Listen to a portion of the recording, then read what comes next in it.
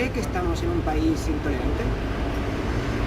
No lo diría exactamente así, diría que hay un aumento un aumento de los espacios donde se puede manifestar o donde se manifiesta la xenofobia y el rechazo sobre todo al inmigrante extracomunitario. ¿eh? No podemos decir catalogarlo de intolerante o de xenófobo el país, sino de que cada vez hay más espacios y más tipos de manifestaciones que pueden ir desde un insulto a negar la entrada en una discoteca, a negar el padrón de los inmigrantes. Es decir, la tipología varía y los espacios también.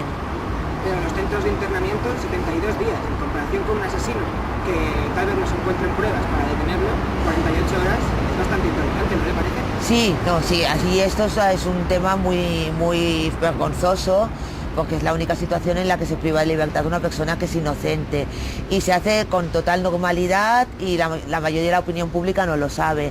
Es un tema que sí, que yo más que intolerante lo diría ya directamente vergonzoso, ¿no? Y que además tiene perspectivas de ir cada vez para peor, porque los centros de internamiento han aumentado en los últimos años y a nivel de Europa pues la legislación ahora permitirá hasta 1 año y medio en estos centros, por lo tanto es muy grave.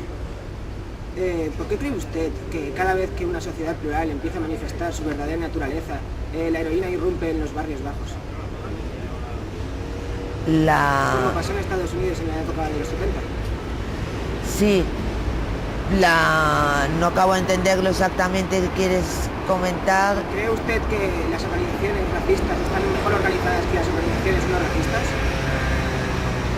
No, yo creo que se aprovechan de los cambios, es más fácil porque muchas veces no tienen no tienen mucho trabajo que hacer porque los demás lo crean, es decir, en un momento en que los políticos no invierten en políticas sociales, en un momento que hay un descontento social, es fácil que salgan populismos, salgan demagogos y canalicen ese descontento hacia la xenofobia y hacia los grupos de extrema derecha. Y además muchas veces incluso cogen el discurso de las organizaciones antirracistas. Es decir, las organizaciones antirracistas, por ejemplo, hablaban antes, al principio de la llegada de la inmigración, de esta última inmigración, de la diversidad cultural como una riqueza de la sociedad. Ahora la extrema derecha habla del problema del choque de culturas, pero ya ha cogido el tema cultural para defender esta diferencia entre los seres humanos. Por lo tanto, se aprovechan del discurso de los antirracistas y de un descontento social. No tiene demasiado mérito, entre comillas, ¿no? Pero todos vemos algunas veces titulares explosivos como el de recientemente de Salt o incluso las armas de destrucción masivas en Irak. De alguna forma, estos individuos que tal vez sean racistas y estén en altas cotas de poder, están manipulando a la sociedad mediante los medios de comunicación. Sí, claro, a ver, hay una cosa que es el discurso que se va creando mediáticamente, es muy importante y va creando un imaginario colectivo de qué es la inmigración, de cuáles son los miedos, hacia dónde canalizarlo, las inseguridades, y sí que naturalmente los medios de comunicación tienen un papel muy importante en esto. Puedes hacer un montón de campañas de sensibilización que las echa por tierra un titular de estos mediáticos alarmante como los que hay actualmente. Falta una cierta sensibilidad, unas veces tiene mucho que ver también con cómo va el periodismo ahora, ¿no? Que va todo muy a la carrera, pero también tiene que ver con un tipo de ideología y de discurso que lamentablemente está cogiendo cada vez más campo, ¿no?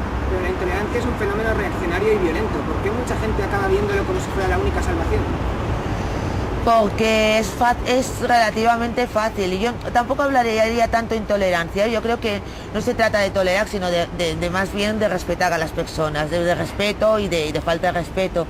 Pero es fácil, si yo no estoy contento con lo que tengo o tengo miedo de perder lo que tanto me ha costado de conseguir, que también es eso, puedes culpabilizar al último que llega, que normalmente suele ser más débil porque acaba de llegar, no tiene los mismos derechos, no está habituado al entorno, y es mucho más fácil focalizar en la inmigración el chivo expiatorio de todos los problemas que hay. En momentos de crisis eso se agrava, en momentos de inseguridad que hablábamos antes, pues ahora con todo el tema del terrorismo internacional, etcétera, pues estos miedos y estas inseguridades es fácil de canalizarlas hacia allí. Y es lo que hace muchísima gente, que además, si además hay políticos o medios de comunicación que te dicen, es verdad, la inmigración es un problema, el que acaba de llegar es un problema, pues todavía te legitima mucho más situaciones que, como digo, pues son relativamente fáciles de llegar a esa conclusión. porque además visualmente se percibe esta diferencia, es decir, tú vas a un hospital y si tienes que hacer cola, ves que la gente es de diferentes orígenes y es más fácil decir, es culpa de ellos que tengo que hacer cola, en lugar de pensar que son pues las administraciones las que no han invertido en sanidad. Es más fácil y muchas veces pues hay sectores de la población que lo hacen. En el momento actual, con varias guerras teniendo lugar, parece que Occidente ha intentado expandir sus valores como la democracia sin tener en cuenta que la igualdad ni siquiera es uno de los valores que podemos conseguir que se respeten aquí. ¿Por qué crees que pasa esto? A ver, yo creo que es un tema de etnocentrismo, por un lado, y por otro lado, que bajo la llamada democracia, bajo la llamada de intentar expandir estos valores, se han llevado a cabo y se siguen llevando a cabo colonizaciones, aprovechamiento de esclavitud de otros territorios, etcétera. Por lo tanto, muchas veces en nombre de se han hecho cosas y se siguen haciendo cosas que no tienen nombre. A partir de allí, pues también hay que hablar de una apropiación de valores por parte de Occidente que no son solamente propios de Occidente, sino de muchísimas culturas. Es decir, parece que Occidente son los únicos que son demócratas, los únicos que hablan de la igualdad, si hablan de la paz, etcétera, cuando muchísimas culturas lo tienen. Volvamos a la pregunta de la esclavitud. ¿Cree que nuestro modo de vida aquí en Occidente depende de que haya personas esclavizadas en el extranjero y personas esclavizadas también en el interior de nuestro propio país? Sí, más que nuestro bienestar depende del sistema económico que se ha estructurado. Siempre necesita mano de obra barata y la consigue. O en otros países, el tercer mundo, donde los derechos de los trabajadores no se han conseguido como aquí, después de tantas luchas que se han llevado a cabo, y también aquí a través de la inmigración extracomunitaria, son nuevos esclavos, tienen que coger cualquier tipo de trabajo si quieren mantener su permiso de residencia, siempre están bajo el miedo de la expulsión, que tienen que trabajar en la economía sumergida, que enriquece a muchísima gente, excepto a los que de verdad están trabajando, y por lo tanto sí que la esclavitud sigue siendo un pilar fundamental. Se llamen o no esclavos porque los términos han cambiado, pero la realidad es la misma.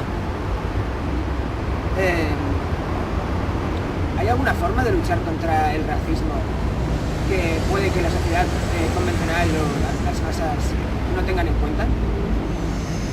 A ver, yo creo que una de las cosas importantes en este tema es que se tiene que hablar de que el racismo está también dentro de la estructura de la sociedad, es decir, que abarca muchos ámbitos, desde leyes a las conductas individuales de las personas, y por lo tanto hay que luchar desde el tema político a la ideología y a cambiar mentalidades, y por lo tanto a la educación. Es un abanico muy amplio y no vale solo hacer una cuestión, es decir, pues basarnos solamente en la educación de los niños, sino también pues trabajar todo el tema de políticas que permitan que la gente se pueda integrar en igualdad de derechos y condiciones. Es decir, el abanico es muy amplio y muchas veces no se tiene en cuenta la necesidad de esta lucha integral, y que se tiene que llevar desde las instituciones hasta las escuelas, hasta una comunidad de vecinos, para poderse organizar en su escalera, etcétera, ¿no? Y esto es lo que muchísimas veces falla y por eso no se avanza.